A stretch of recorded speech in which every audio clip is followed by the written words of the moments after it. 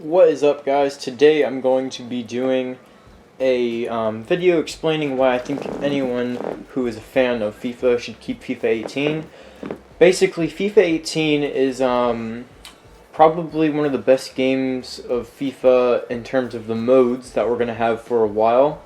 And that is because it had a mode called the World Cup mode.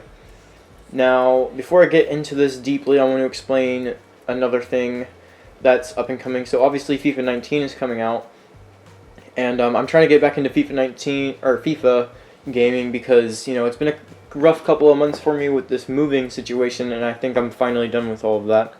So anyways, I'm gonna get some FIFA videos up now and get back to things like that.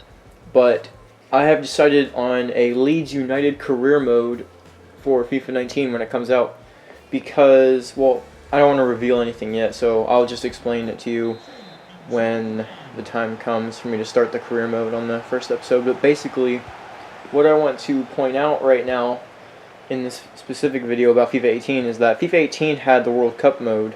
Now, the last World Cup game we had was in 2014, and in 2018 we weren't given another FIFA World Cup game.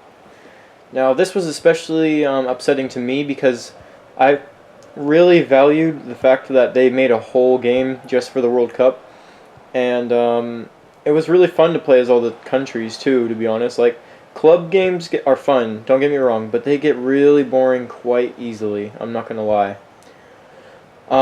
Career mode is obviously there too to make the game more interesting instead of just doing kickoffs, and Ultimate Team as well. However, I really think that FIFA has not been focusing on international gameplay as much as they should be, and this is because they're too obsessed with making Ultimate Team better.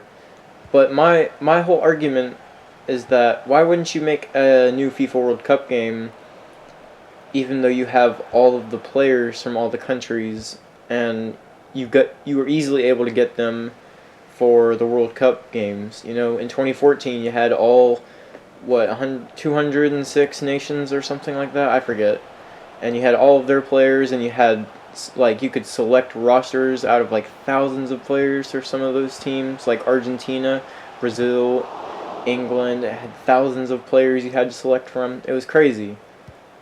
Or maybe not that. I'm not too sure. I can't really remember.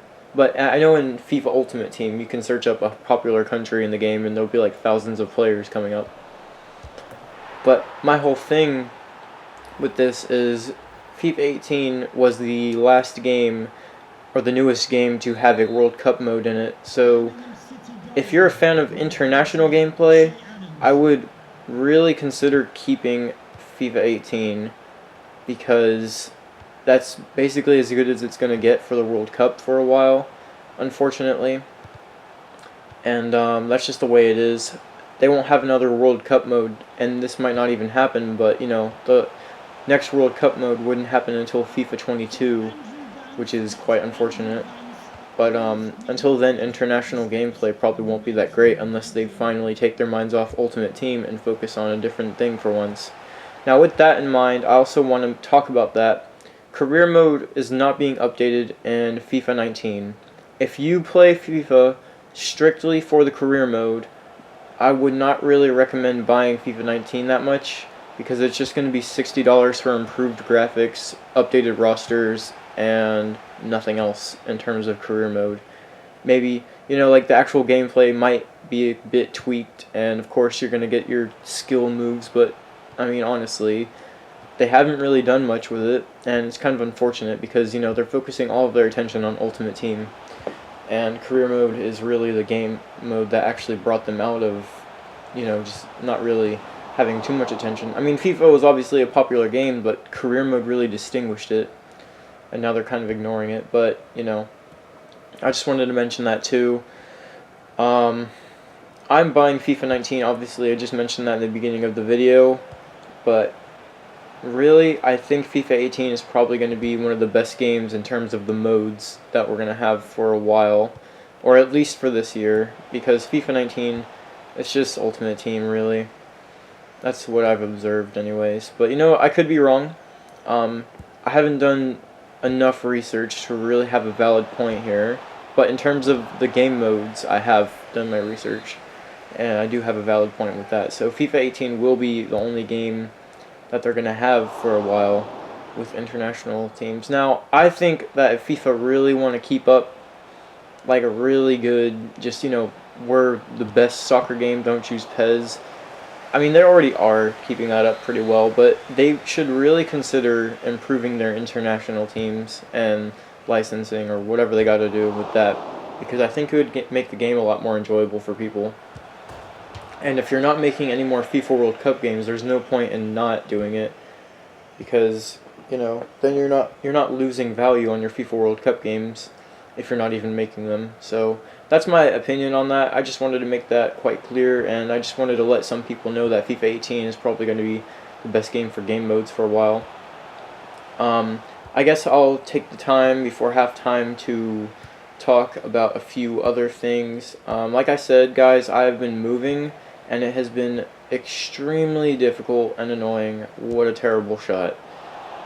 Anyways, I have finally just about finished, and I've gotten a lot of my things in order, and I'm able to pay for all of the YouTube subscription, blah blah blah, this and that, Adobe software editing, got my Elgato, everything is looking good now. It's pretty damn expensive to set this all up, but I have finally done it, and I'm trying my hardest to start making videos again, and I think this might be the week where I can start it up again. As soon as I buy FIFA 19, expect videos. Like, if I don't make videos, then I'm garbage, I promise you.